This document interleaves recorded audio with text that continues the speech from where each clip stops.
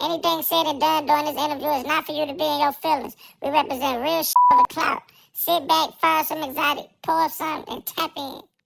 Keep it on me, gotta watch for the op. Game in the headlock, got it on lock. Smoking that exotic, might fuck on the thigh. We ain't cash money, but we got the block hot. They ain't getting money, what the fuck they doing? Ride fish ball, we don't tend to this phone. If ain't nobody gon' die, don't show it. I just hit a rich little bitch and ain't know it. Cool, these rap niggas down, I'm cold. I just wanna fuck, look, bae, I'm bold. This bang roll too thick, won't fall. Man, we back. Episode 2, you did. You know what I'm saying? Today, we got one of, if not the funniest man in St. Louis in the Midwest. I done watched you start your comedy journey. I witnessed you grow your content, your fan base, from a hole in the wall to literally producing and selling out 10 of your own shows. And if you never seen him live, y'all better jump on his Instagram and catch his next live show. Cause the shit gonna be non-stop funny, non-stop laughter.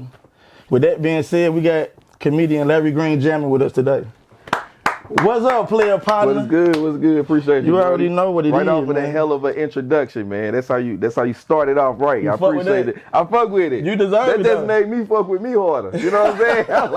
I did do some shit. I did come out the hole in the wall and you know what I'm saying? I appreciate we witnessed that bro. shit. I appreciate that. So look, we ain't gonna play around with this shit. So we're gonna jump straight into this shit with bro. I really wanna know how the fuck you get your start in comedy.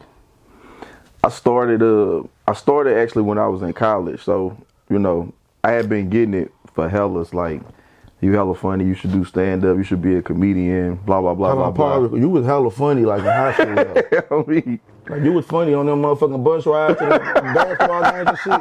You been a crazy nigga, like, on some real shit, though. Like, you been on the bus saying shit, doing shit, just being a clown. And I know that nigga know about that track story. When I was telling you about the other day, when y'all was at the, y'all was on y'all track meet or something, you did something with the Ronald McDonald shit. And Coach Levy said some of y'all, I wasn't there, but they tell the story so good. Snapped on my ass, bro. What'd he tell him? What'd he say? Marco tell that story better than anybody. Bro, he used to make Levy so mad, he turned red in the face, bro. He come on that bitch and pound that seat and, what the, Greene? He used to call me Greene, bro. Greene. Yeah, right. Oh, the fucking numb nuts. Look at the best things since sliced bread. You're nothing but a bunch of prima donnas. Look at Levy. Yeah, Levy was a cool one. Levy used to come with some stuff. So how you start this shit? What made you in college actually be like, cause you was a hooper, you was an athlete, you ran track and shit. What make you be like, shit, I'm finna actually either find a stand-up, like a comedy club, or what motivate that to get you going with it? Man, so when I was in school, I think kind of what sparked it for me is I started seeing people my age doing it. You know, so like coming up, I used to watch all of the Comic Views and all of that. I ain't grew up on no Def Jam and shit. I started watching that like later. But like Comic View, a few of the earlier Shaq All-Star comedy jams, you know, that was some stuff that I watched coming up. But like being at school, it was like people that I ain't know them, you know what I'm saying, for being on TV and nothing like that. But like when they had events like in the ballrooms and stuff like that, it was cats my age that went to the school that was up there doing it. Like on campus? Yeah. So I'm like, damn. You know what I'm saying? And like, no knock to them, but like some people that know me in real life from school and shit, they'd be on stage, they'd be nudging me like, shit, you funnier than him in regular life. So I know if he is doing pretty good up there, you can do that at the minimum, but you probably could do that. You know what I'm saying? So it was just seeing that. Then I started having conversations with them, picking their brain and asking hella questions and stuff like that. Then after a while, Muggs was just like, hey man, like it ain't really that much more I could tell you. Like you just gotta do it. You know what I'm saying? So one of the homies put me on. I want to drop these names too. I think I used to holler at Tunde. Then there was a white dude named Kyle, and then so they was on campus with you? Yeah, like Tunde was doing it on campus. I went to SIUC, you know what I'm saying? Tunde was doing it, and then a homie Chris Freeman in LA right now, but he was doing it. You know what I'm saying? So it was just like I knew them, so I just like hollered at them about how you try to put it together and all of that. So it was one of them nights where I want to say Chris send me the little, hey, it's a mic Open today mic if thing? you're trying to go You ahead went and to an do it. open mic first? Yeah. For real? Yeah. Like you instead of going to open gym, you go to open mic. Yeah. Damn. Yeah. So people in there singing, doing all type of shit, and then you do comedy? It was a comedy mic, but it was Ah. like, it was my first time. So I'm talking about when I tell you I look crazy on stage the first time, like I'm in grad, it's my first semester of grad school. Oh, for like I real? felt like I started late when I heard people comedy stories and stuff like Yeah. that. I felt like I started later because I was like my first semester in the grad school. Uh-huh. So shit, pretty much got the message. I'm like, damn, I done asked a million questions. Like, I gotta put my money where my mouth is now. Like if I'm trying to do it, this Gotta the chance jump to out go there. do it. It was a spot called Long Branch Cafe in Carbondale or whatever. I'm talking about, I'm in full grad school mode. Like, I got the motherfucking polo tucked on in the pants. I got the little over the strap bag. Like, I straight went like straight from class. Mama. Went straight from class. You know what I'm saying? Yeah. And went in there, got on stage. I had like 3 jokes. Went up there and just walked through them. Like, I ain't know a whole lot about the format of the structure, nothing. So they slick was like little quick stories. So I just went in there and told them. But at some point during my set, like, I got a laugh. You know what I'm saying? And like that laugh. Was it like a, or was it like a, It was like a collective like Oh, it was a laugh, good- like a good joke, I think I just did it. You know what I'm saying? you Like, landed a good joke. yeah, you know. So that happened, and like, bro, I was done and went to it was quick, little 3 to 5 minutes or something. I sat in my seat, bro, and I just had this feeling, bro. When I tell you, I felt like a straight kid, bro. Good Like, Lord. I had this hella warm. I be Good trying to Lord. explain it to niggas, and they be cracking on me, but I'm like, bro, it just felt spiritual, bro. Like, I had this super warm feeling, bro. I was just sitting in my seat, like, I was zoned out of all that shit. I was just like, damn, bro, like, I just did that shit. Like, Yeah, you was geek. I think I'm supposed to do this. You know what I'm Yeah. saying? Shook grad school, came home, started looking up the mics and shit, bouncing around from like the black hole in the wall spots to the white comedy mics, and just started making my rounds and going from there. So that's crazy because I was literally just finna ask you, like, do you like them hood hole in the wall spots more, or do you like the more commercial, like big ass events, heavily promoted? Yeah. Like, what do you like more? Man, honestly, I say all of it kind of work you in a different way. Cause like with the hood spots, you got to get the attention quick. You got to kind of read the room, see what you gonna get into. That's gonna get them.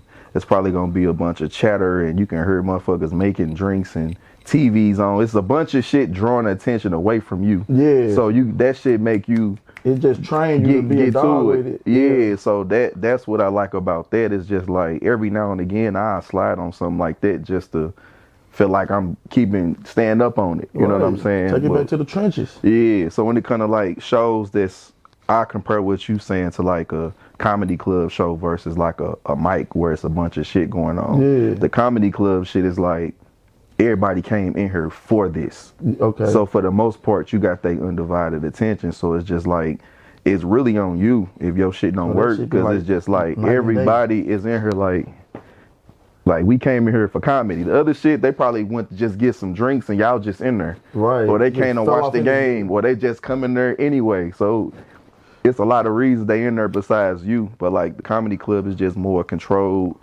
And it's like, and I ain't gonna say that's for every crowd, because depending on the headliner, it's a different kind of energy from the crowd. You know what I'm saying? But I'm just saying overall, the comedy club space is for comedy, so people coming to give you that The undivided attention is Yeah, don't actually get me pay wrong. attention You to can fuck up the first few jokes don't hit, and you can lose it. But I'm saying you start with it. But like at the other shit, it's like you got to get it. Like you gotta take that attention. So have know you what I'm ever saying? came out like straight cold, like in the athletic world, like, shit, I'm 0 for 4 real quick. I gotta do something crazy. Like, Yeah, that happened. I don't know how bad you talking, but like, you know, I could think of moments where I learned little things. Like if it's like a crowd, like if this mug packed, I could just look straight back there. I ain't even looking at nobody. zoned I out. could just say my shit and the room just gonna kind of catch it. But when it's more intimate like this, you gotta like talk to people. Right. Like you gotta, what's up, bro? You Yeah. crack a joke and you see what up? Like you really gotta do that, Right, because so if you just try to do that, just say your joke shit and it's light like this, people can tell like, oh, okay, he just So it's reading safe the to say, script. You know what I'm can't know saying? anybody just get up here and be on something. Like now you may be funny, but it ain't like catching the crowd and all that shit you talking about. Yeah. For it's like if a nigga in a hole in the wall room, it's like he coming in this motherfucker being dramatic when he probably don't even need all that shit. Shout out to the family, elitists, with the exotic, homegrown breeders. You know what I'm saying? They mix matching the designer with the exotics, giving us shit like this. They local, they in the city, they up the block. You know what I'm saying? Smoke like pain, man. Smoke with pain smoking. Come get some of these melts, man. This it right here. I ain't gonna lie to you. I'm fried. I want y'all to smoke like me, get fried. You did what I'm saying? And I think I had did a show with like Princeton or something. It was like 12 people. And I got up there just trying to just tell my jokes. And every time I got to the punch, it was like, ha, ha, ha. It was like light as fuck. I'm like, hold on, why this shit ain't? Because I know this shit funny because I've been doing it. As soon as I got done, I was like, I never connected with them. Like, you got to break that fourth wall, basically. So is it like shit like being an athlete? You just never, you always can learn something every time you get saved? Yeah, I feel like that. I know I'm always trying to learn something. Like, even when I feel like I killed it or somebody feel like I killed it, I still go back and look at that like, dang, that was a weak part. Or I should tie this joke with that joke. Or I ain't like my energy on her. You know what I'm saying? Okay. Like just different little stuff. But I would compare it to that as far as like watching the game tapes for sure. That's hard. Who are some of your comedy inspirations? Like the people that do stand up that just made you be like, I could pull something out their book. I say I got a few inspirations for different reasons. One of them for sure was Red Fox. Like with him being from the crib and me just like doing my homework and like watching his stuff. I low-key used to watch his show, like the Sanford and Son and whatnot. But like he was cold to me because he had come like super fly and like his jokes, he just used to, it was quick. Like he just used to get to it. You know what I'm saying? He known for like being X-rated as a comic, but I think people sleep on like how quick his jokes was. Like he was coming back to back. Yeah, he used to get to the point. So I used to mess with him on that. On some old school stuff, Dick Gregory, with him being from the crib, like early on, a lot of people credit him. Yeah. Damn, you know he did stand up? That's crazy. Hell nah. Yeah, he did. I straight didn't know that. Yeah, he went to SIU too. He used to run track. Damn. Yeah, he did a lot of stuff. So you straight study his shit? Yeah, like once I got into it, I just did my homework. That's right. So he, outside all the activism and all of that, like he was like a super duper like top comic, you know what I'm saying? Damn, like crazy. he actually gave that up and to go super hard on the whole civil rights and all of that. Yeah, so but yeah, back then he was like he kind of credited for like making the racial material at that time where it was hella racial.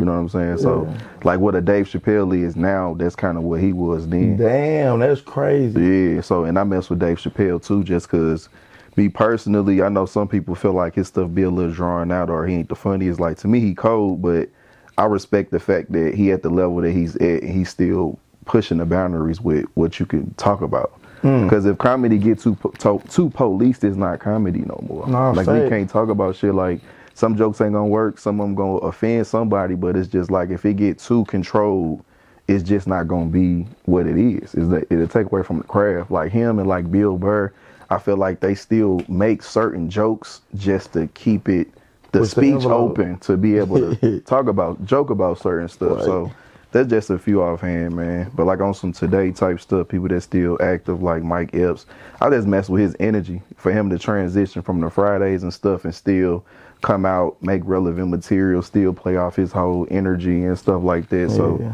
you know. It's still funny as hell though. Like, after all them years of seeing them, they just somehow know how to stay relevant. Facts. But shit, I know you go crazy with the skits and the content and shit, so it's like, I know you had a favorite sitcom or a TV show growing up. Martin for sure. Martin. Why Martin though? Martin was just funny to me, dog. Like, Martin, bro. That was my shit too though. I say on following Martin, I used to like mess with like Jamie Foxx, the Wayans brothers. I used to watch a little bit of Living Color, but like something that straight had an impact on me, like I say Martin. Martin was just, I don't know, bro. My opinion, I ain't seen nothing touch Martin like the show, like as a straight show. And he played a lot of characters. Hella characters. Like he played a white dude on there. Like he had the little, when he came to the door, I'm down there. I was finna call him Roscoe. The little, is it? Yeah, that character, the Shanae, all of that, like. Martin, bro, like he was it just seemed like the show was built around him just being him. So, like I feel like if I get some shit like that, like I'd kill it. That's what I'm finna ask you. Do you think like? Because I've been on like stuff, and it's like, and my mind be like, we should just go this way. This way funnier. You know what I'm saying? Like this way better, or this shit is a serious thing. This is really should be a comedy because it's really more funny than it is engaging as what it is. Right. You know what I'm saying? But like, yeah, I feel like if I get something like that where somebody just give me a character, a backstory, and a situation, what's the tension? What are we building this up to? Like, yeah, I have fun with that. Because to me, that's way. And not that I want to do it because it's easier. I like doing it, but it's way easier than stand-up. Like when I'm doing stand-up, I got to paint y'all a picture so that I can break it and make it funny and make y'all like, this the situation. All right, this how I see it. This why it's funny. Right. But when you watching some shit, all that's there already. Right. So all I got to do is just react in the situation. So is that what them skits and shit be coming from you be doing? Yeah, like I like acting too. You know what I'm saying? I like stand-up more. Like, I don't feel like I ever stop doing stand-up, but, like, next to that, I like acting. So you definitely want to get into, like, roles and... Yeah, acting more on improv, TV and shit like that. Yeah. I got some, I've been in some stuff, though, but, like, I definitely want to do it more actively. Especially here, we got, like, a scene that's kind of, like, underground. Like, a lot of people producing movies and stuff like that right now, so... I'm definitely trying to tap in. I was on the project when I was in Chicago. It's called Unaware as a short film, and I'm playing like a kind of spiritual character in there. It was a spiritual character. Was it funny at all, or was it just a whole different role? It's different. It's a whole different role. Now that's raw. Yeah, it's on Tubi. Nah, it's on Tubi. Yeah. What's the name of it again? Tell they ass. It's called Unaware. Unaware. Yeah. I'm watching it tonight. It's produced by Nikki Wallen. It's called Unaware. It's on Tubi. I'm watching it tonight. Tubi, my shit. Like, yeah. But no, it's serious. I'm playing a spiritual character. Hey, that's fire. It's like a single mom, and she got you know, she just having her struggles in life. You see her kind of going through it. She a music artist and stuff like that.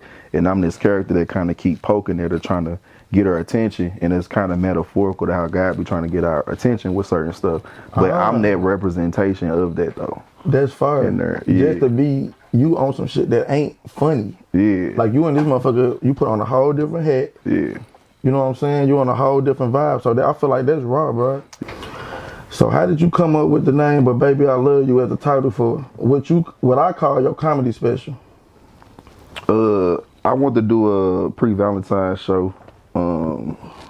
Started that mug back when I started in the very, very beginning, but I didn't want it to be like a typical show as far as like it be so Valentine's-y. People be feeling like they can't come do it if they don't have a date or they ain't super duper dressed up or you know what I'm saying, just overly doing it. So the whole "but baby I love you" phrase is just kind of like on some shit like somebody relationship ain't the best situation or they dating stuff ain't going the best. So that's really like you in the heat of the moment and damn, but baby I love you. Just really The phrase is just joking like this a Valentine's thing, but this ain't everything in your situation is perfect or you can't come dolo, be people that are single and all of that. So try to do it like with a twist basically.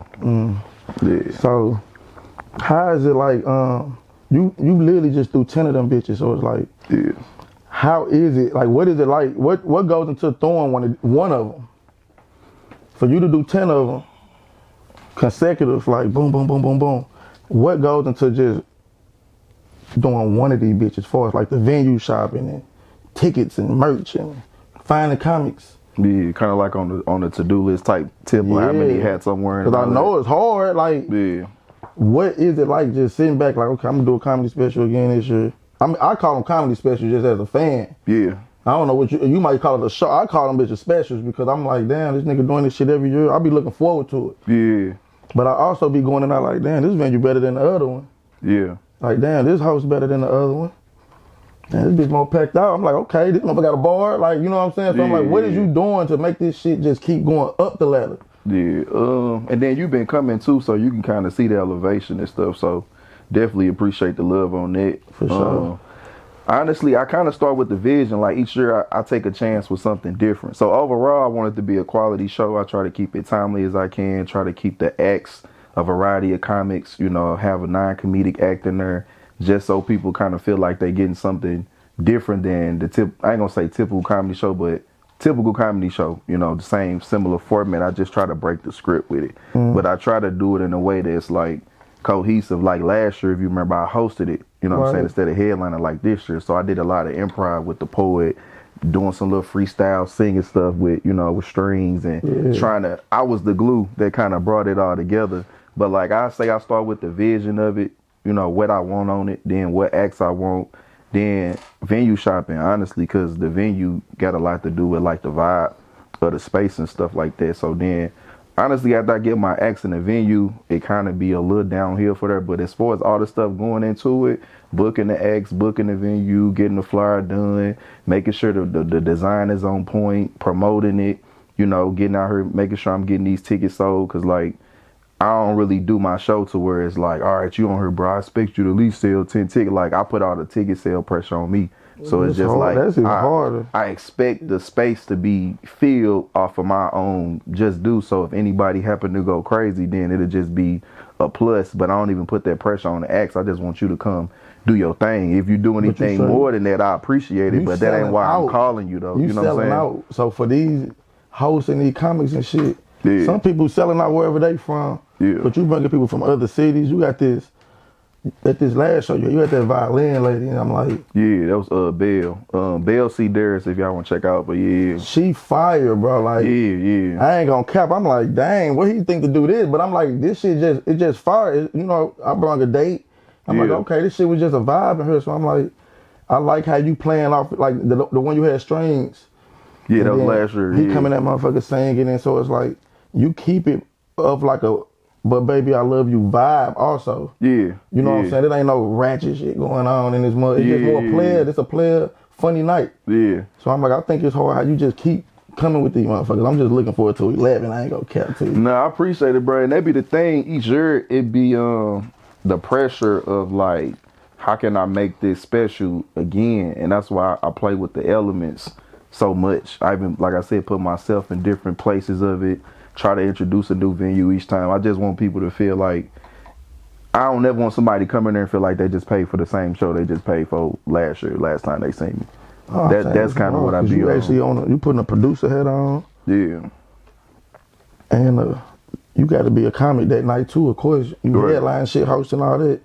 And you also picking a lineup of people. Yeah. Like, it's a lot of shit going to that. And I'm like, just so you know, you have a show going. And it stay flowing. So I'm like, I do it a lot with music and shit, so I'm like, when I come, I always look at the entertainment side of shit, and I be like, this shit hard. Yeah. You know what I'm saying? So. Yeah, you can see that business side too. Facts. So, out of all your 10 specials, it's like a 2-part question. Okay. So, like, out of all your 10 specials, which one was your favorite one? And the second part of the question is, what was your most crazy, memorable stand-up moment? You know what? As crazy as it is, I'm a. Let me see. I kind of want to mesh that together a little bit because it's really close, so it's close enough. I can see if I can think of another moment. But the fourth one, bro, I was at the Laugh Lounge. So Laugh Lounge was Jesse Taylor's comedy club. It was in North County over there off of like West Florissant and Dunn. In that plaza. Yeah, it actually was one of the few black-owned comedy clubs at the time. So shout out to Jesse because he used to let us work in there. You know, shout out Jesse, man. Me for hella shit in there. I opened for Just Hilarious in there and all type of stuff. But yeah, man, that year in there, man, because like honestly, with it being a comedy show, I preferably would want to do it in a comedy space because that's like the perfect situation. I would just need to have the freedom to bring my creativity to it to still do it how I would want to do it if it wasn't in there. You know what I'm saying? But like, man, that mug was packed out. I want to say the Laugh Lounge pushing like 300, and like that mug was like packed out. Like super packed out. I ain't even gonna lie. I walked in that bitch 30 minutes late to my own shit. Was you hosting it or what? This the crazy part. I was featuring, but I should have headlined because I did 40 minutes and I still had a headliner. But I didn't at that time. I wasn't realizing I'll make a plan for this, but when I get on stage, it turned into this. Damn. So I was like, damn, if I'd have knew my time was gonna do that, I would have just said I'm the headliner. But that was the fourth one. Up to that point, I had been hosting it, and I was just transitioning to featuring on it. That show, you know what I'm saying? That shit was just one of the ones you walked in like, whoa. Man, I'm talking about people was calling me trying to see where I'm at, and this the crazy part. The weather was horrible. Like people went outside, they windshield. Nah, like it ain't even so much the snow. It was freezing and it was icy. So you weren't like, thinking people were finna straight slide out here tonight? I was still confident about it, but I ain't gonna lie. In hindsight, I was like, they straight came out here in the freezing cold. Crazy, like I'm talking about you can't even get in your, you know, to be that cold and you on the door like that. Like like it was so crazy. Like they was calling staff in that day, like service calling them to come in. Like it was that crazy. But like that show particularly, the setup was just cold. I think people messed with the location, so they packed in that mug. And like during that show, I ain't gonna lie, I think that was the first time I did that goose joke, dog. So that show, your favorite show, you had your most crazy moment too? That was the fourth show. No, I'm talking about like, is that the craziest show? Like, yeah, I feel like it came together. You know what I'm saying? Like, let me start with the moment. I would say the bigger moment, I would say that show for sure, because that joke went super duper crazy there. Like, I want to say that was my first time doing it on stage, but I did the joke, and when you look at the footage of it, they and that bitch going so crazy, you can see the camera rocking.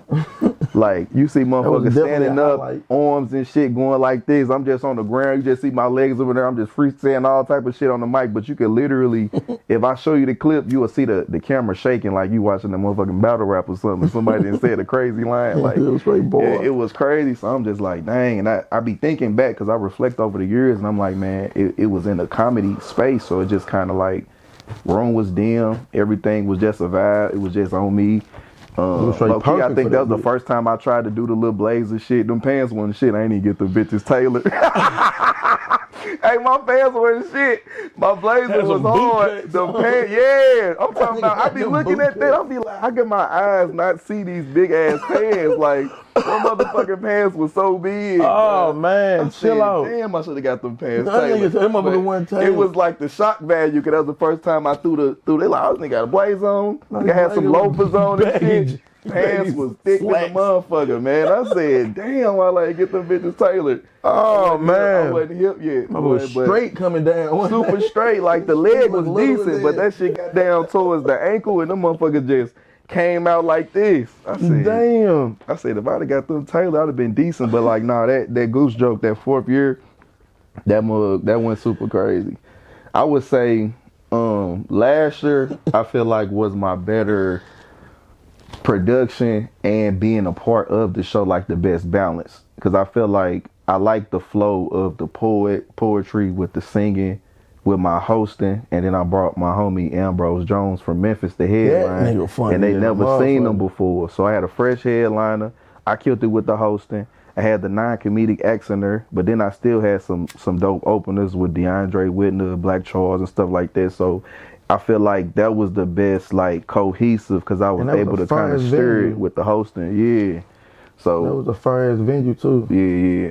And you played my shit in the beginning of the show and shit. Yeah. On my mama. I'm gonna get that shit right one of these days, bro. Because I want that shit to be like knocking when I do that shit though. You know what I'm saying? Like, nigga, I got you. This is my shit. Yeah. I'm a player. Send it. Like, I appreciate that on my mama. Like, no, that shit was tough though. Cause I walked in like, nigga said it's me. Get a drink. On my mama, I ain't gonna lie. I'm like, this hard though. Yeah. But that's what I appreciate about motherfucking, like, you just doing what you do. Yeah. You doing it how you want to do it. The flaws in it, nobody never really know but you. Right. It's that good though. Yeah. You probably be sitting back like, I could have did this, but we be walking in that shit like, this shit lit. Yeah. So that's why I'm like, but I know how hard it is to do it. So to see you do it 10 goddamn times back to back, and it's getting better and better and better and better and better, more sold out. This shit getting funny and funny. So it's like, bro, I really salute that shit, because I love comedy. Yeah. Like, I like boxing, and it's like, shit, don't be enough boxing, there don't be enough comedy, but it's like, my bro I get a chance to watch this shit through you, so it's like, I'm just watching you live out your dreams, bro. I feel like that's when you know some shit funny too, because you a funny motherfucker. Like, some people ain't that funny, so I feel like it be way funnier than them, but somebody that is funny too, they tend to be watching like, Yeah. Okay, but you actually be in that bitch laughing. You know what I'm saying? No, I'll be weak. I'll be fried and weak in that motherfucker. Like, our motherfucker better catch this dude live. I ain't gonna even cap, like.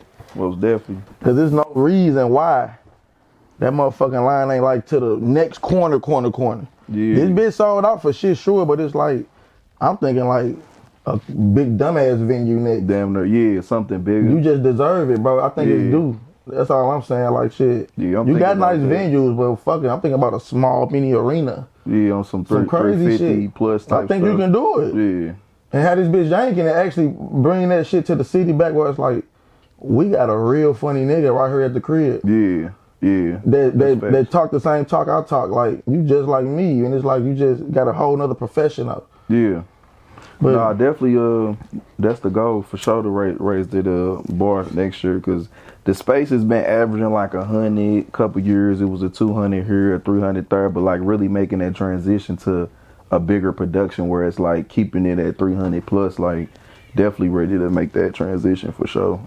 That shit coming. We're going to speak it into existence. I'm going to have you come kill one of them mugs too, man. Like, we was talking about the violin stuff. I'm like, that was fun. That vibe will fit it, though. You know what I'm saying? If it's something that you want to do like that, like, that'll fit it. I already know you're going to kill it because you get it. And you already got the, you know what I'm saying? I would love to perform at them motherfuckers, but it be just something about me just coming and just... chilling, yeah. I like being a fan, bro. Up the date night. No, I'm just saying, I will come work, though, and then switch back, but... I like literally coming in there chilling. I like shit. 2 weekends from now, Larry got that shit. Yeah. You know what I'm saying? To the point where I'm like, I forget my tickets, nigga. Yeah. Like, I just love that. Like, I like coming to shit and just actually being a fan, a supporter. Like, I like watching that spotlight on my dog. Like, even though, you know, I get my ass up there. I'm already knowing. Yeah, that's support be real though, man. Y'all definitely came through. Every y'all time. came through deep, man. You deserve it, dog. Like real shit. That for sure. I just can't wait for the world to see this shit. That's all. Yeah. So motherfuckers gonna be like, man, this nigga ain't capping. This nigga really funny. Yeah. So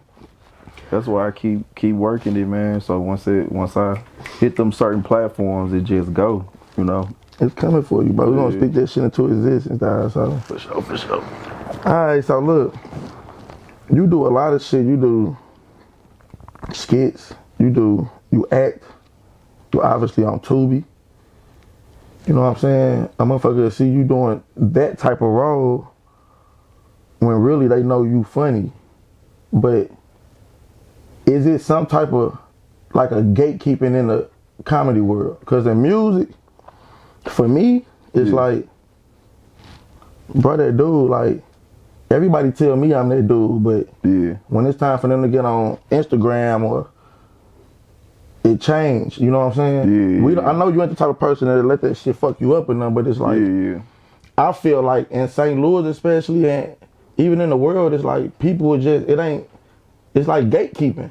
Yeah. It's like people would be like, shit, this nigga sound hard, it'll go perfect right now, but I just ain't gonna play it. Yeah. Instead of just doing it and building that bond with people. So it's like, do you ever think with what you doing, it's like a type of gatekeeping with that? I think how I can answer that, like in St. Louis, I think our problem is like, we like a mid-sized city. You know what I'm saying?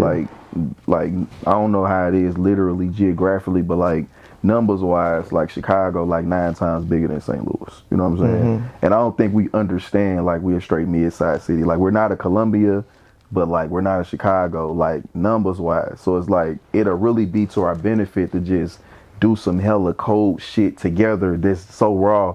Mugs either want to come here or it's breaking the stratosphere to where they like, oh, we need to pull some St. Louis people to what we got going. But like, to the point of your question, because with the comedy stuff, it's like we work the clubs, but nowadays it's more about the social media numbers. So clubs not really like growing comedians for real, where it's like, you know, you hosting and you featuring and you headline and they trying to give you a one night and like big you up. Some comics, you go through the process, but the club is kind of like, they just filling their dates on their calendars and getting their bread off who already bringing that, you know what I'm saying, bringing that in. Already. So it's really, we got a lot of independent comedy shows going on. So we got a bunch of people that's cold, but it's like a bunch of islands. Right. So we got an OG selling out show over here, an OG selling out a show over here, an OG selling out a show over here, I'm selling out a show over here. You know, they got other comics that's around my time. Yeah, I think it's more so less the gatekeeping and more so too many Just gates not working together. Like it's like it's a cul-de-sac. You know what I'm saying? Instead of just being like, many. let's bring it to this one ain't spot. like a Mecca. You host it. You do this. You do this. You do that. And we can have 1,000 people in here. We could do that, but instead we just got a bunch of. Why is that though? You know what I'm saying? Like, is it just because people comfortable with doing what they doing? They want to? Is it like, damn? Cause it's like with rap. Like if I go, just say for instance, I'm gonna throw it out there like a person like a Junior. If I'm performing with Junior, I'm walking into it knowing 9 times out of 10 I'm finna open up. Yeah. And pause. You cool with that. For motherfuckers that be paused. I'm just saying though, like I know I gotta perform first. Right. He achieved more. He big bro. Yeah. I'm not finna be in here not letting this happen because I'm like, you go first. Yeah. I don't really care. I'm finna go first, turn it up. You cool with playing your position? Yeah. I think some of it be people be having a little history over some petty shit or whatever, but I think it's like probably ego and then probably the bread, because it's like when you see what you can make on your own show, then you gotta see, you know, what you gonna take to be a part of a show that's bigger than you. So and then depending on what everybody want, I ain't saying you gotta take a pay cut, but it's just like this what I can do on my own. So if you asking me to be a part of this thing and bring my traffic to this and, you know what I'm saying, bring my situation to this, I would imagine they'll want to be like compensated. I feel like if you check the bread piece off, I feel like the next thing will probably be, is everybody willing to be on the same bill together? You know what I'm saying? Because sometimes it just be certain relationships just ain't there to the point where people wouldn't even want to be on the same Unless thing. it's about the money. Maybe. I don't know. Because I can't like speak for just from my, you know, my 10 years in this. I just feel like sometimes it's ego, but sometimes it's like, why would I take this over here when I can make this over here? Right. So if you asking me to bring this to this, if we make the bread make sense, that at least make it a conversation. I think that's a big part of it, if that makes sense. Yeah, it makes sense to me, but I just be big on like, I really don't care. Like I be more on like to me, I always use a reference. Like, you know, like if we 3 motherfucking Power Rangers, we put our ring in here, we can make a whole nother transformer. Yeah. That's how I feel. Like if you talented, I'm talented, he talented. It's almost like who being a bitch about this? Right. Like just go on here and I'm just saying that's how I feel about it though. I'm dead serious. I know you though. do. That's why I be weak, because I know you be dead I just serious. Be like, who being a bitch about this shit? Like, so it's like, it's always about like, let's get the job done. Right. You know what I'm saying? Let's sacrifice this little shit real quick to make a platform. Yeah, because if we do this 10 times, fuck what we was doing over here, we could quadruple this. Yeah. Like you can build a Kings of comedy in St. Louis. No, that's a fact. There's some real funny people here that just like, man, what if y'all put this shit under one roof? Yeah, bro. Like, it come out every so often. The violin lady from St. Louis? Yeah. Keep her. Yeah. All that St. Louis stuff. And she throw shows. What's her name again? I want to say the violin lady. Yeah, that's what I was saying. Belle C. Darris. Belle C. I actually follow her on Instagram too, from the show. Yeah, and she produced too. So she fire, bro. She draw her whole situation too. That's what I'm saying. Like her. Kings of Comedy for St. Louis. Yeah. Like I think y'all can actually do that and get the 25 to 60 crowd in this mother. Yeah. I agree. Man, I'm for real. I want to get with you. That I ain't gonna cap because it's like but baby, I love you. It's just like that's your baby. Like right. You know what I'm saying? Like you started that. You said you've been doing comedy 10 years. You did 10 of them. Yeah, and let me shout out my partner Ricky Royal too. The first one we did, it was at Special Times over there off of Natural Bridge and Goodfellow. So when I told you I just came back from school, I was here for like a few months just hitting mics and shit, and then I had bumped into him, and then between us having a relationship, he had got that room, got a night in there, like every other Wednesday or every Wednesday or something like that, and he hit me up on some like, hey, you should co-host this with me, whoopty whoop whoop. Whole time I'm like, man, I ain't even got 5 minutes shit. I wasn't even on it. Like I'm like, I come through, but damn. I don't know. You know what I'm saying? He basically just I just came from school. Like I was just trying to get comfortable showing up and doing my 5. I'm like, I gotta say some shit every time you know what I'm saying? So he like just kept pressing me about it. Like, man, just come on. So we ended up doing that. So the first one was there, but that room, that was something that he had came up on, that he had hit me like, hey, co-host this with me. So then we just like started alternating nights. Like he'll host this night, I'll host that night. So it's safe to say he straight created a dog. I mean, I'd say as far as like getting into the hosting, I would say that, you know what I'm saying? As far as just like, but I know you saying you don't think you're ready, but just come do it. Yeah, I give him his credit for that for sure. Hard. As far as like, cause I'm just big on people getting they worth for something that they coming to. So I'm like, if I don't feel like I know what the fuck I'm doing yet. My family used to be on my ass like, why you ain't letting us come to the show? I'm like, shit, because I'm still trying to put it together. Y'all gonna come and be like, oh, you doing stand up, huh? Like, it's like I was trying to get my little format, but like, yeah, definitely with that, like I was in that mug. I feel like that's why I started getting in like the hosting bag, like doing that up there. So that's crazy. Cause I'll be straight the complete opposite. I know my partner, like, he be on and off the scene, but like when it comes to like telling the timeline, I always got to make sure I shout out Ricky Roy, because he hit me, put me onto that, and that's where I got into the hosting tip. And as I started expanding from there, I started actually building up my sets and focusing on my material and stuff like that. That's fine. Yeah. What do you hate most about being a comedian? And what do you love the most about being a comedian? That's funny. I say hate. That's kind of strong, but I know what people be asking with that. Or dislike. Yeah, I would say. I'm gonna say hate. I'm gonna say dislike. People, dang, I could say a few for that. One, I think it's funny when people find out you're a comedian, they just swear up and down. You so thirsty to put them in a joke.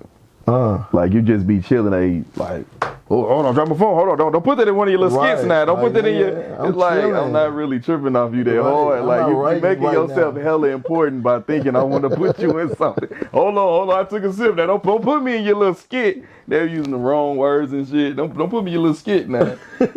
Like nah, man.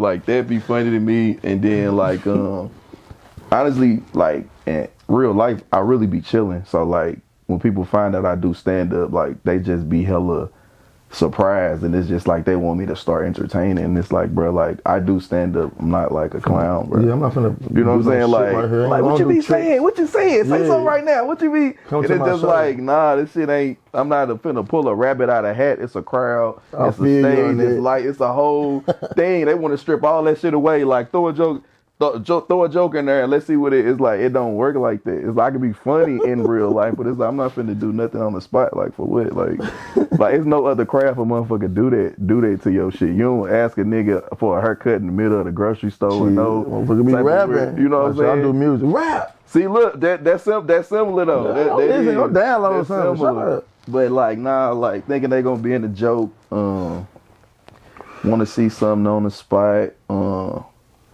It's some other shit. I ain't gonna lie. I got a little decent list of that. I hate ugly ass flyers. I hate ugly flyers.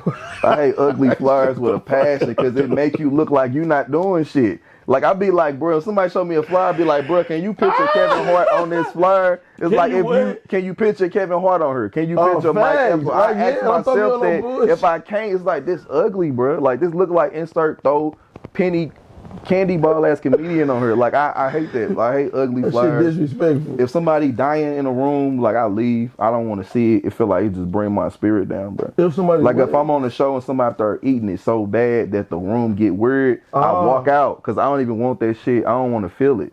Like I don't want to feel the spirit of that shit. Like I leave. Like damn, like bro, if they're eating it, like I'll step out and just start going through. I don't even want that energy. Like I want to go in there like I ain't even knew that shit was going on. It's probably taking that serious though. For real, I feel like that shit rub off on your soul a little bit. Like you be up there like, damn, buddy, okay? Like I don't even want that energy, you know. I'm trying to think, man. That ugly flyer shit be for sure.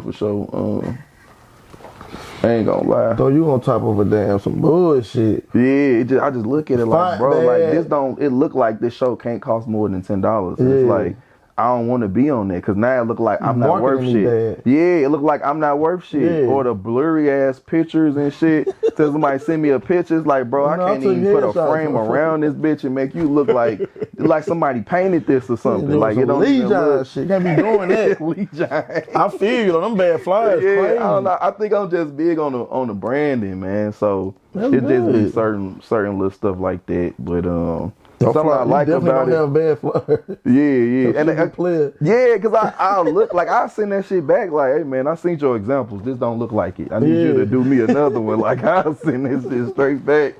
But like as far as what I like about it, honestly, man, just really making people laugh because you don't never know what people going through, what they got going on, and it's just like I can't see every individual laugh, but just knowing somebody came in there and got a really good laugh, bro, like that it just do something for you, you know. Like one of my shows I had that Dizak one of my dead friends said she brought this lady out in a wheelchair and she haven't heard her say nothing in years and she was laughing at the show. Like that shit like straight stuck. But I was like, bro, I wish I would have told me. I'd have gave her a hug, took a picture with her or something. That's crazy. But she was like, she wouldn't even talk, make a peep, nothing. Like she was in there laughing. She was in week. Yeah, I'm like, bro, I wish I could. That's like, crazy. Straight took a picture shit like that give me goosebumps. I don't even put care. that on the wall. You know what I'm saying? You probably can't even see these bitches, but god damn, shit like that give me goosebumps because I entertain. So it's like certain stuff like that stick. That's wrong. Like, I got one lady. She met her husband at one of like the third or fourth show. They come every year on some like celebrating how they met type stuff. So it just be love. Was it at the Baby I Love You? Yeah. I think they came to the Rusty Goat one. She had sent me a message one year like, you know, I met my husband at your show and we come every year. We be celebrating. They one of the ones that just come in. That's their anniversary. Enjoy the show and leave. I don't even barely. I think I got like one picture with her or something. Like they just come in, do their thing and shake. You know. But that shit means something to have people like that though. Yeah. They gotta keep you going though, like yeah.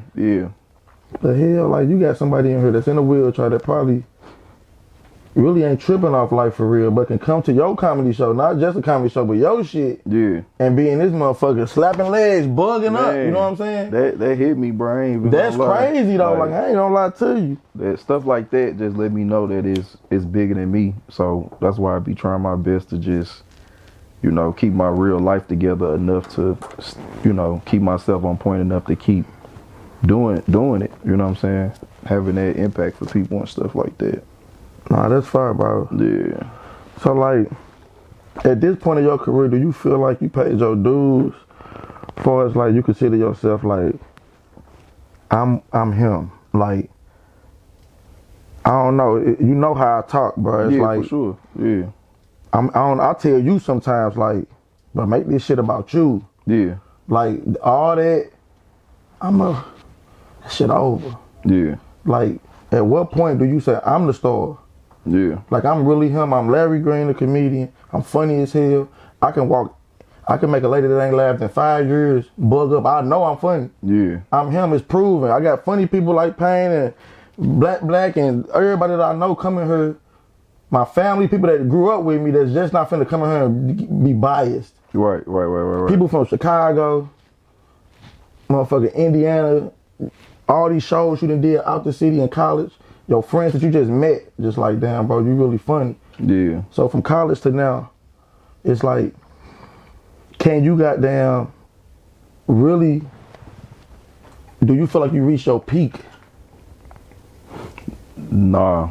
I definitely don't feel like I reached my peak, but I do feel like something about this 10-year mark made me cross into owning my accomplishments more, owning what I bring to the table more, and just standing on my bar about certain stuff. Like, cause the 10-year was made a big deal to me in my head, and like the producers that I work with Mid-Coast Media and stuff like that. Like, man, it's 10-year, man, it's a big deal. What you gonna?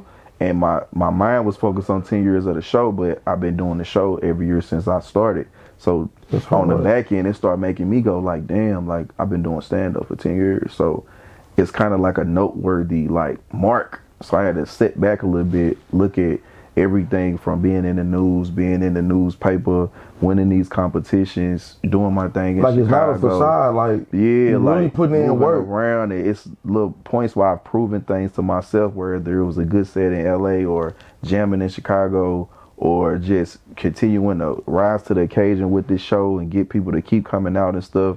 So like to that point, like I feel like it's making me stand on my standard. Like I've done enough to this point to like, it's just certain stuff I could be cool on and be cool with saying all to, you know what I'm saying? And then also as far as like the peak thing, like I feel like that's the coldest thing about me is that as good as I am, I'm still like raw talent.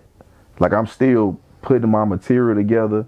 I'm still tweaking my jokes and doing different stuff, and you know what I'm saying? I'm still crafting what I'm doing. So I could see where I came from, but I still, when I look at myself, I'm still like, I'm gonna be cold because I can still see so much room for growth in myself. Even though people see me as like, you got this, I still see a whole lot of room for growth in myself.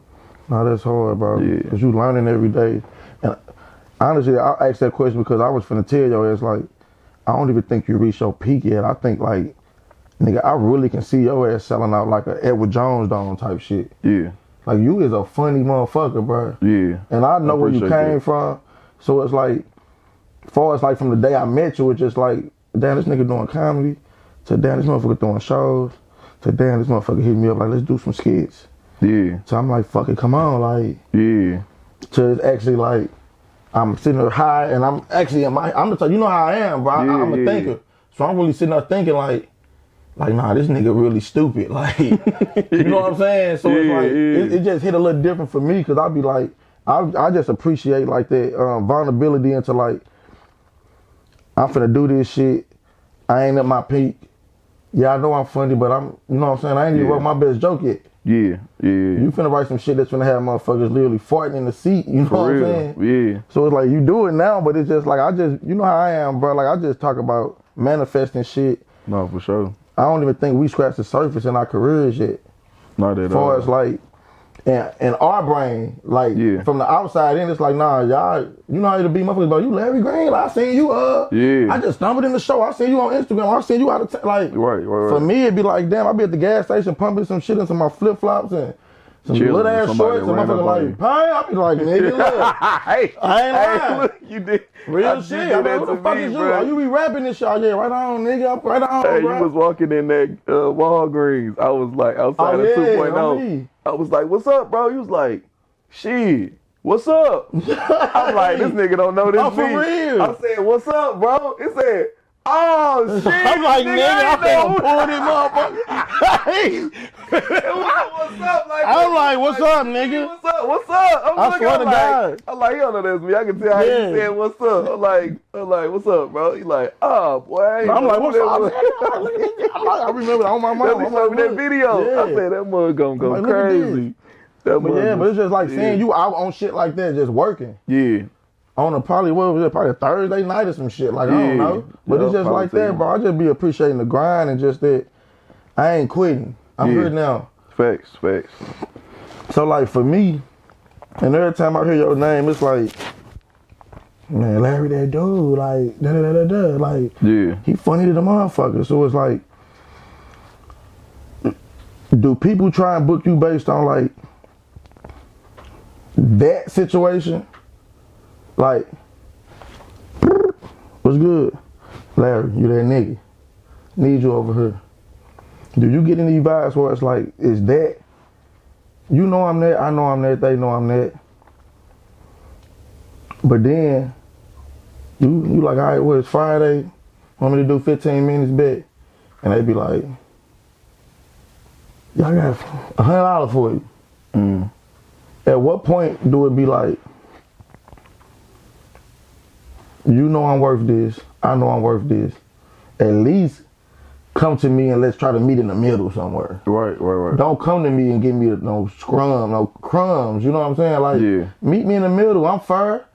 You know what I'm saying? I'm work with her, but if it's a top dog in her, I may do it for this because I got merch, I'm Larry, I can come on here and make something shake. But you know what I'm saying? At what point, what's the balance of that? Is it like, because in my world, it'd be like, Payne, you that dude, I done just told you about a situation like this, what a dude, like, you that dude, bro, turn this song up for me.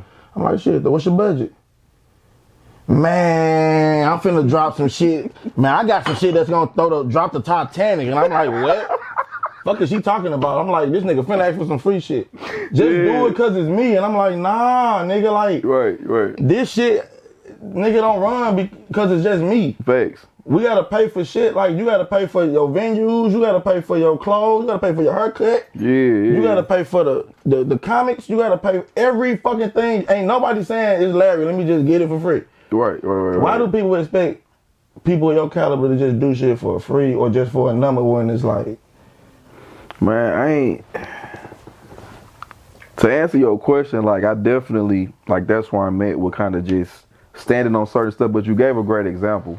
Sometimes the opportunity is a little bigger than the bread, so that could be leveraged in the situation. So it's like, all right, cool, I get that.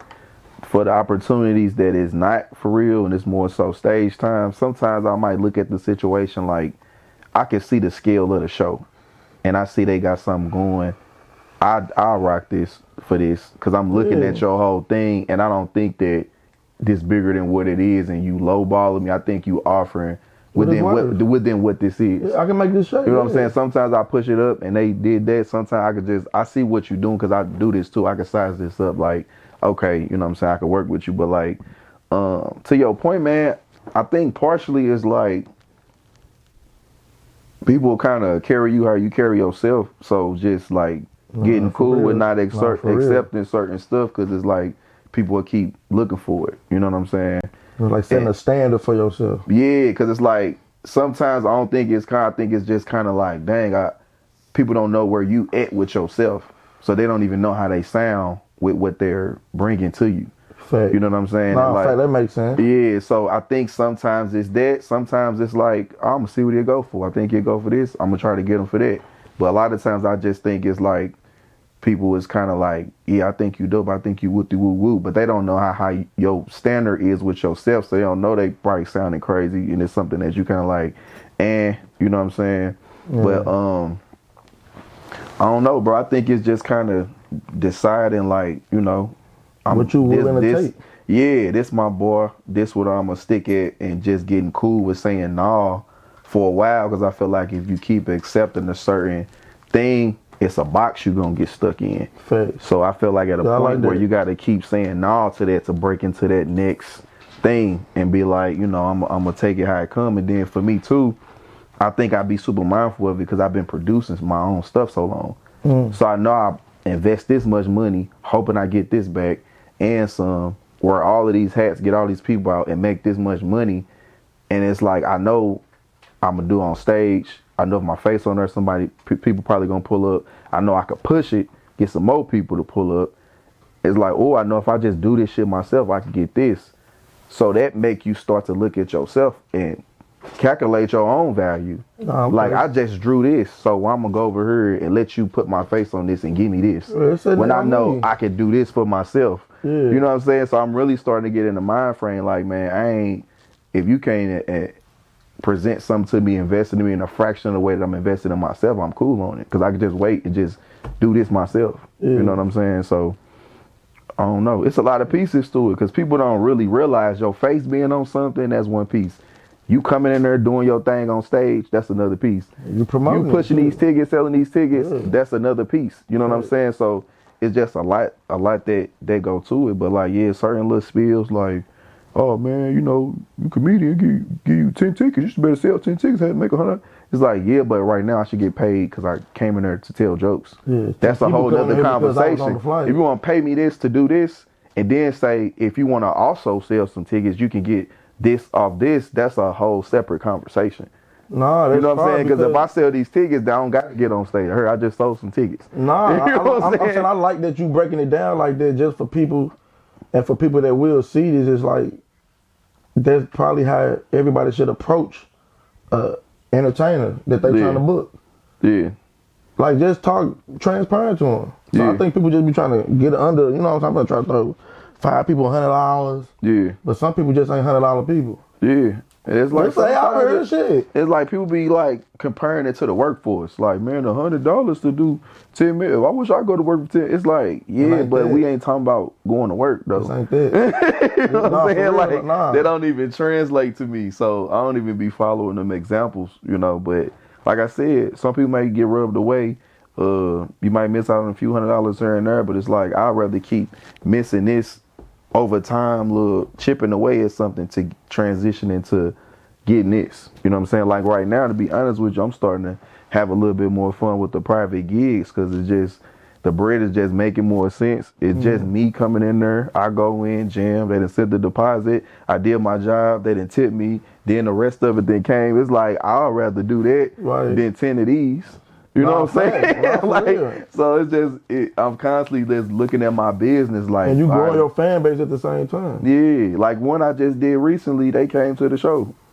Like they, I had hit you about that. It was in St. Charles. Yeah, when you did that in that big old house. Bro, crib was crazy. Went in there, jam. They enjoyed it, and then they still bought tickets and came to the show. That's what I'm saying. You growing your fan base, you getting paid, they making a deposit.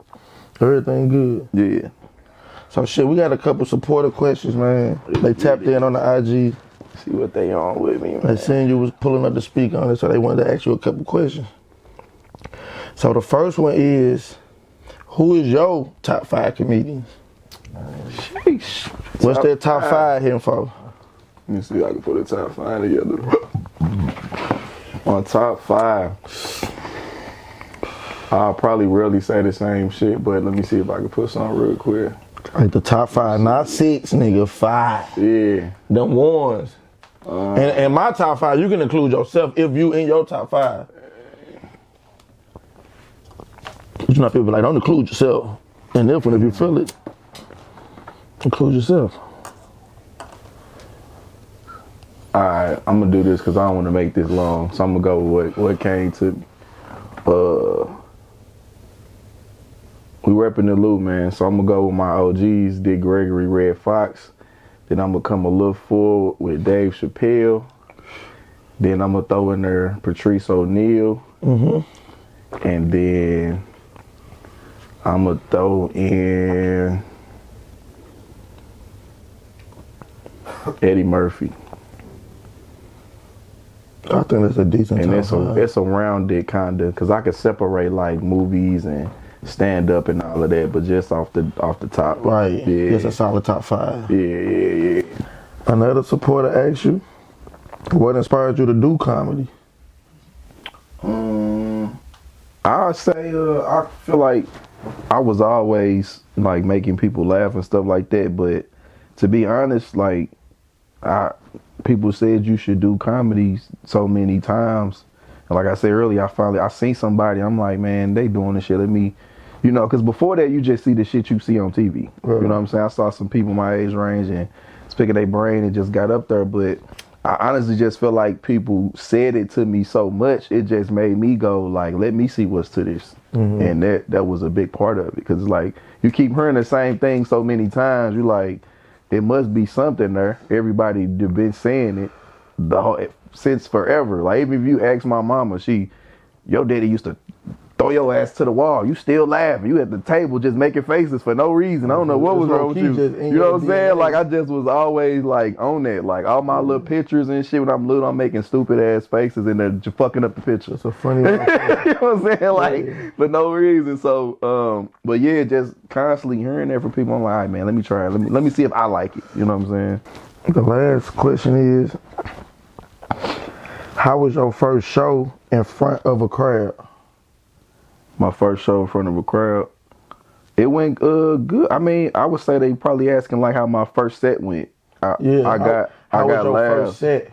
I got that was that one when you got that first that laugh made me start. That was my first time going on stage. Like I'm finna do some jokes and see if they laugh, and that I got laughs though. I don't really have like and I don't know arrogance, because I've heard other comics say this. Have you got booed? Yeah, like I've had sets where it was not a good set because it's no reaction. It's quiet. I could hear darts, pool table breaking, Tupac playing, like, but it wasn't like that no shit. heckling. Like that set wasn't shit. But I never just straight gotta like get the fuck off the. You know what I'm saying? Go after a bad set though? Do you go back like fuck? Like what the fuck? Hell yeah! I don't even get home good. Oh, okay. I be outside like, man, how the fuck I let myself do? Like, yeah, like. No, that's hard that you just taking it serious, bro. Because a lot of people do this shit. I took a lot of L's though, so we want to talk about like L's, like for sure. Like, I was hosting one of the solo joints. I fell off a motherfucking table, bro. They're probably about the most embarrassing shit I ever did at a show. Solo shit? Yeah, that date night shit fell off a table, bro. What the fuck? Most that I don't think What, you I was doing a had joke or nothing. something? Yeah, so I did a little, I did an improv. And I feel like that's really what they asking. So let me tell you, you know what I'm saying? I feel like what they asking. That's what they asking. So Hey, I'm gonna tell them. explain that, please. So look, I'm hosting. It's date night. It's just musical shit. It's nothing, no comedians, nothing. I'm hosting, but I'm the bring a little energy to it. I'll improv and do like a little dating game, but I just did it on site. Like I got 3 dudes and then I got a chick and I turned them where they couldn't see each other and I was just asking them dating questions and shit. I don't know what this dude was on, bro, but I'm gonna say pause before I say this. Every time I asked him a question, the third person, his response was my big black fuzzy balls. Like some weird shit like that. So I'm like, the first time motherfuckers just laughing. He did it again. I started like looking harder, like, is this nigga off or something? Or do he trying to be a comedian? Like, he was throwing me off. He said that shit the second time. I said, man, I got to him to ask her. I said, man, he say this shit again, I'm gonna die in this motherfucker. I got to that nigga. He said that shit again. It was at the Rusty Goat. So they had them square tables like this. The top of that bitch, it kind of feel like concrete and shit, but it's some fake marble shit. It was 2 of them bitches together like this. I said, man, he say that shit again, I'ma die in this motherfucker. He said, my big back fuzzy balls. I put my leg up. I tried to lay back on that bitch like this. That motherfucking tables did this. The tables did this hard in the motherfucker. So you just see my legs go in the air. Boom. Boy, I hit that motherfucking ground. My shit, it kissed the concrete a little bit. That motherfucker, I hit that bitch. I'm just laying there, bro. I'm in my head like, damn, bro, how the fuck I'm about to bounce back from this? Like, nigga, this embarrassing than a motherfucker. Like, niggas, chicks in here, everything. It got quiet. I'm like, oh, they care about me and shit. I just felt all concerned in the air. So I'm laying there scared to get up because I'm like, bro, I can't leave. The show is not over. So I still got to get the fuck back up there, bro. Nigga, I'm laying there. Nigga solo. Nigga like right here. I forget who else, but it's like a circle around me. Fucking like. I'm just laying there. like, what the fuck? Fucking like, you good, bro? Like, you kind of like you hit your head, my nigga. I said, I ain't even gonna lie to you, bro. My head straight. My soul hurt like a motherfucker.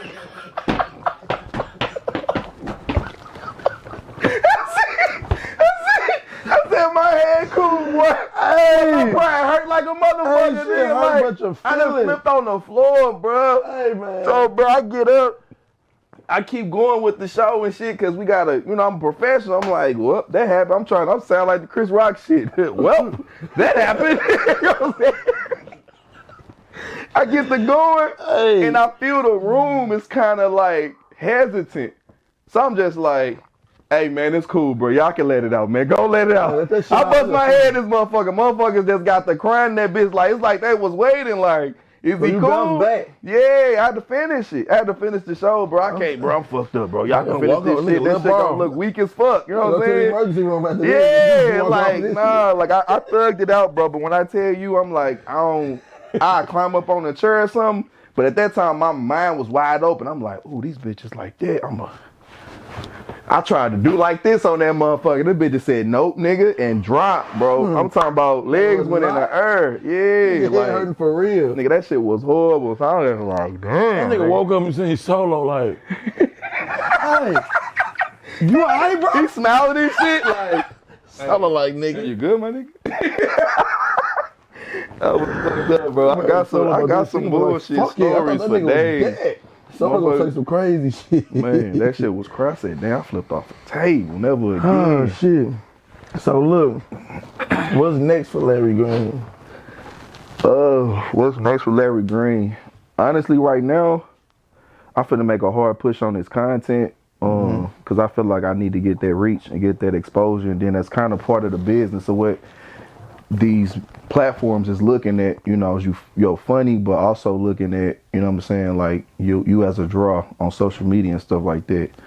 Next to that, I'm really just putting my bread together to make runs in like major cities, like go to LA for 5 days or something like that, go to New York for 5 days, go to Chicago for 5 days, go DC for 5 days, just to start like popping in these places enough to start getting some momentum, but also getting my name into different rooms and stuff like that.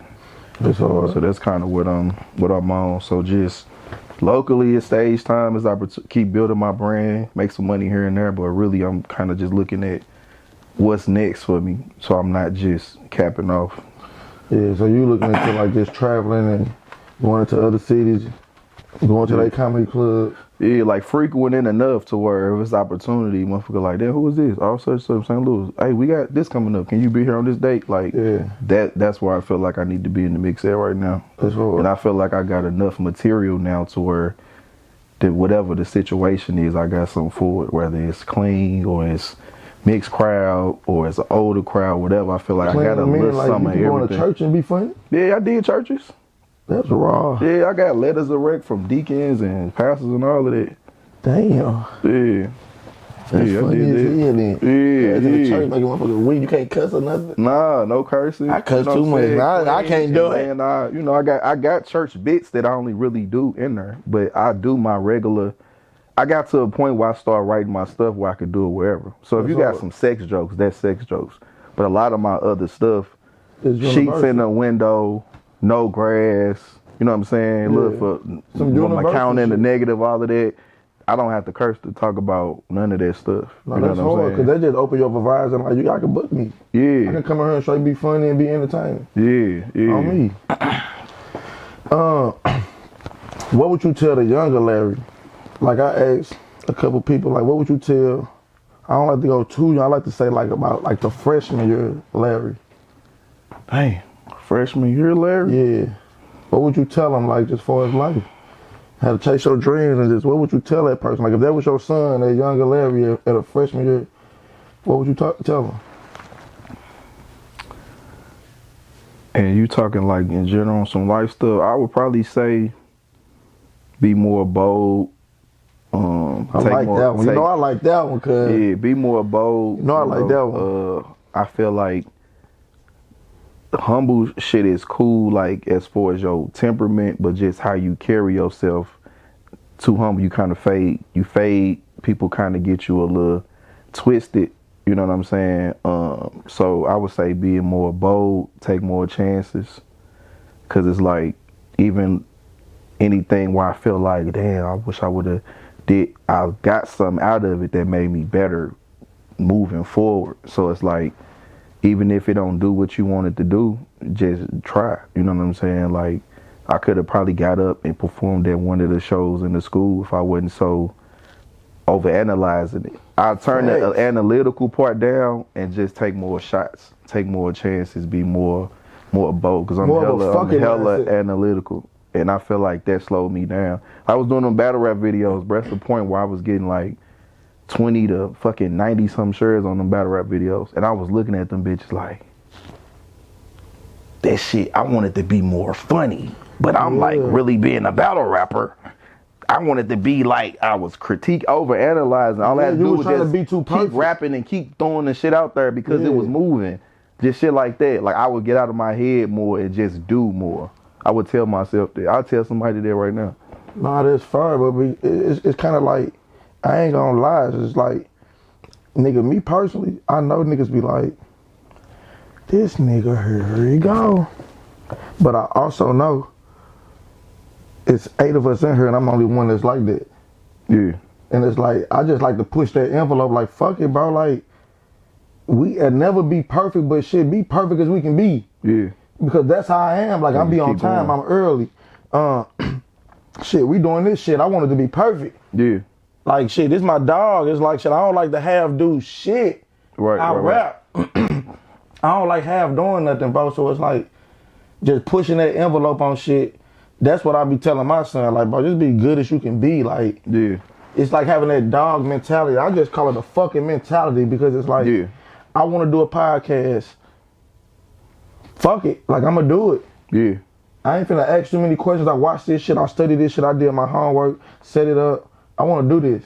For sure. You know what I'm saying? So it's just like, I really understand that part of it, just like pushing this envelope, bro. Like, that's what I want to be. Like, just that nigga that's like, if I come around pain, that nigga energy so strong, just like, yeah, that nigga talk that shit and he talk a lot, but it's like, that nigga also is meaning what he's saying. Like, it ain't just no play shit. Yeah, yeah. So, for sure. I relate to that, I can respect that. Yeah, I feel like that's why we be chopping it up so much. Cause like, I could like see myself in you when it comes to like this.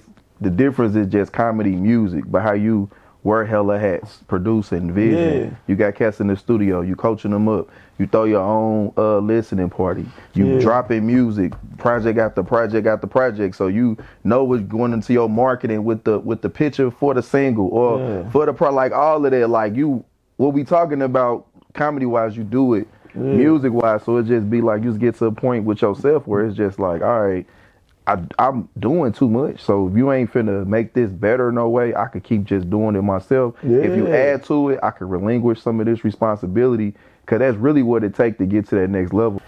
Tell these motherfuckers where they can follow you at, where they can support you at, where they can get some merch from. Everything is Larry Greene Comedy. Facebook, Instagram, TikTok, everything is at Larry Greene Comedy. It's the E on the end of Green, so make sure you put that in there. But it'll pop up anyway. Honestly, if you Google it, it'll come up, Larry Greene. I definitely Google it. That motherfucker, you see all yeah, you're going to see the newspaper stuff, my social media pop up, all of that. Just follow up. I got a video on there right now. It's probably said like 18K or something like that. Me and the homie OJ Lamont from Chicago, we did a little skit on how it be when the St. Louis homie link up with the Chicago homie. That's moving right now. So if y'all want to go run that up, go in the archives and, you know what I'm saying, run that up.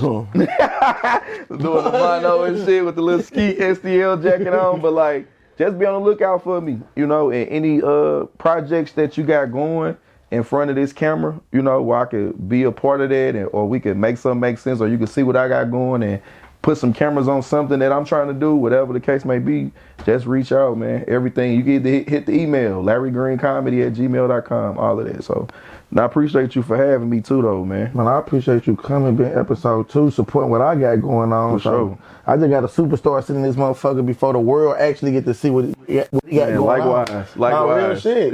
Yeah. I believe in you, bro. You know I support anything you got going on. So with that being said, without further ado,